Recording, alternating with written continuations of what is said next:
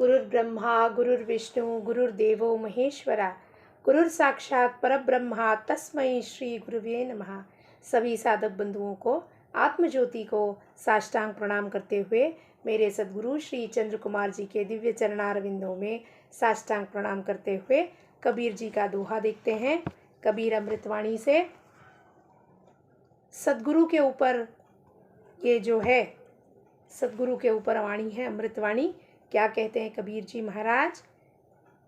यह सतगुरु उपदेश है जो माने परतीत, कर्म भरम सब त्याग के चले सो भव जल जीत। कबीरा चले सो भव जल जीत।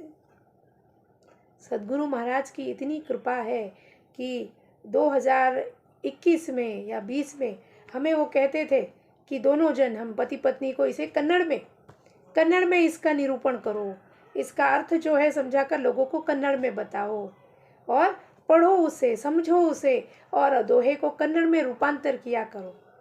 तो तभी जो कहा था उन्होंने अब वो क्यों कहा था? सद्गुरु जो होता है हर अपने शिष्य के अंदर सभी बीज बो के वो अपना कार्य करता रहता है, लेकिन शिष्य अगर ये बात समझ जाए कि हमारे उद्धार के लिए ऐसा कोई पाठ नहीं है जो गुरु महाराज ने हमको नहीं पढ़ाया हो।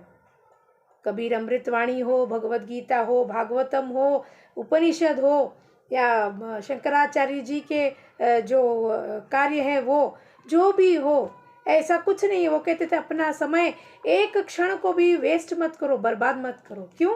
क्योंकि ये समय जो है यही है कालाय तस्मै नमः। समय ही है जो परमात्मा समय के रूप में तुम्हारे आंखों के सामने खड़ा है। 50 साल, 60 साल, 70, 80 और इस कालखंड में अगर तुमने सचखंड को नहीं पाया तो पूरी जिंदगी तुम्हारी बर्बाद हो जाएगी। आया राम गया राम की तरह खाना खाया, बटर रोटी खाई, कुलचा खाया, पिज्ज़ा खाया और एक दिन भी उस सच्चे पातशाह को हमने याद नहीं किया, उसका नाम सिमरन नहीं किया तो सारा लाइफ ऐसे ही वेस्ट हो जाएगा। इसमें भी कबीर जी महाराज क्या कहते हैं कि जिसको सद्गुरु की वाणी पे, उसके शब्दों पे विश्वास होता है, वो क्या करता है? ऐसा दृढ़ विश्वास कि जो गुरु कहे वो सब कुछ। अभी रात को सुबह कहे तो सुबह, सुबह को रात कहे तो हाँ जी महाराज अभी सुबह ही है। ऐसा जो ब्लाइंड फोल्ड गेम है सद्गुरु के पास रहना। सद्गुरु के पास रहना कोई भी एक मामूली बात नहीं है, क्योंकि वो साधक को उल्टा पलटा करके ऐसे इसमें शब्दों के जाल में फंसा देगा कि हमको वो फंसा रहा है ये भी पता नहीं चलता है। लेकिन जो सद्गुरु की वाणी को जो भी वो कहे वो ही सर्वश्रेष्ठतम है, ऐसा जो समझेगा वो सच्चे खंड तक पूर्णतः पहुंच जाएगा। जो सद्गुरु के शब्दों को, वाणी को कैसे सारे भरम को तोड़कर, सारे कर्मों को, अपनी दिन की सारे कामों को बाजू रखकर, सद्गुरु ने अभी बुलाया आ जाओ सत्संग है, जाओ वहाँ पर। नहीं जी मेरे घर का काम है, मुझे खाना पकाना है, बच्चों को छोड़ना है, तो छूट गया वो समय। हमारा सद्गुरु के पास रहने का समय छूट गया तो वो हमारा समय बर्बाद हो गया। जगत के जो काम हैं वो इतने महत्वपूर्ण नहीं है जो सद्गुरु के साथ में रहने के जो महत्वपूर्ण है। हमारे समय में जब सद्गुरु महाराज कोरोना के टाइम पे हमें 24 घंटा क्लास लिया करते थे और अभी सवेरे 6 बजे को क्लास हो गया, फिर दोपहर को 8 बजे तक क्लास चलता।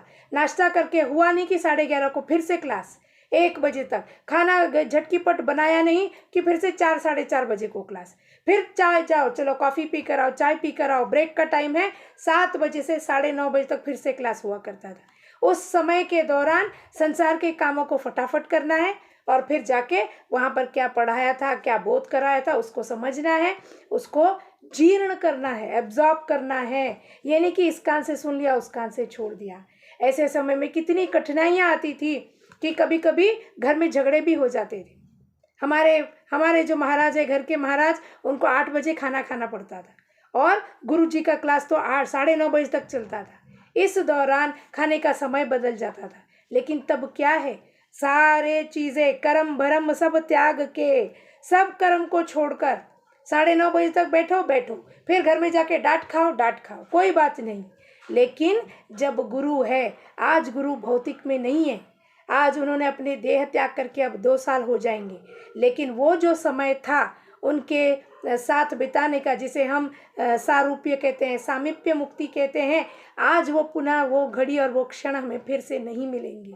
लेकिन जो समय था, अगर उस कालखंड का हमने सदुपयोग नहीं किया, केवल घर में कोई डांट देगा हमको इस बात से डर कर अगर घर में बैठे होते, तो ये सारी ज्ञान की बातें गुरु से प्राप्त हो ही नहीं सकती। इसके लिए कर्म भरम सब त्याग के, सबको त्यागना पड़ता है, उसको पाने के लिए सबको त्यागना पड़ता है।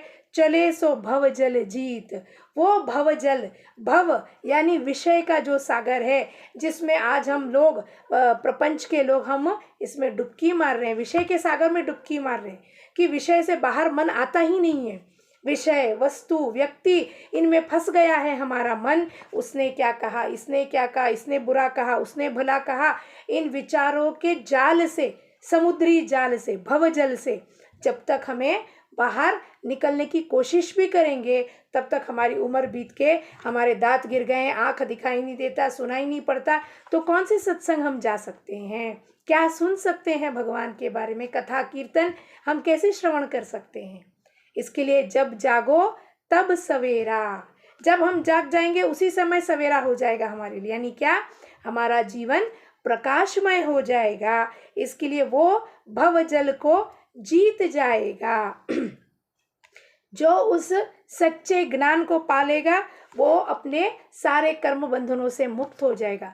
फिर वो क्या अपने घर के काम नहीं करेगा क्या जी? बिल्कुल करेगा, लेकिन किस भाव से करेगा? वो प्रेम भाव से। ये काम भी मुझे कर्तव्य के रूप में सद्गुरु ने दिया हुआ जो काम है, हर काम में अपने सद्गुरु की ही छाया को देखेगा, अपने सद्गुरु के रूप को ही देखेगा। ये खाना बनाना हो या फिर कपड़े धोना हो या घर का कोई भी काम हो या बाहर का भी काम हो, वो बड़े प्रेम से, बड़े चाव से ये कर्तव्य समझेगा, उसको झंझट नहीं समझेगा। इसके लिए मीराबाई जी कहती हैं, सत की नाव खेवटिया सतगुरु, भवसागर तर आयो पायो जी मैंने। देखिए, दोहा और मीराबाई जी के पद दोनों साथ में मिलाया जाए तो वो भी वही कहती है कि सत की नाव, सत नाव में बैठ जाओ, और खेवटिया कौन है? हमारा सद्गुरु है। वो खेवटिया लेकर जाने के लिए हमको तैयार है। हमको क्या करना है? आंख मूंद कर उसकी नाव में बैठ जाना है। भव सागर तरायो, भव सागर यानी इस भव विषय के सागर को मैं तर कर आ गई। गुरु के साथ बैठो तो एक क्षण में हम भव सागर को पार कर सकते हैं, उसमें एक समय का भी विलंब नहीं होगा। लेकिन जब तक कि हम पाँव उस नाव में नहीं रखते, अगर दो हमने पाँव प्रपंच में एक रखा और नाव में रखा तो चलेगा नहीं, दोनों पाँव नाव में ही रखना होगा। और वो खेवटिया हमको भव सागर से पार कराने के लिए आया रहता है हमारे द्वार तक, लेकिन हमने नहीं बैठे, संसार के बंधन में ही फंसे रहे, तो हम जैसा मूर्ख प्राणी कोई भी नहीं होगा। कहते हुए जानकी जीवन स्मरण। जय जय राम, जय कबीर।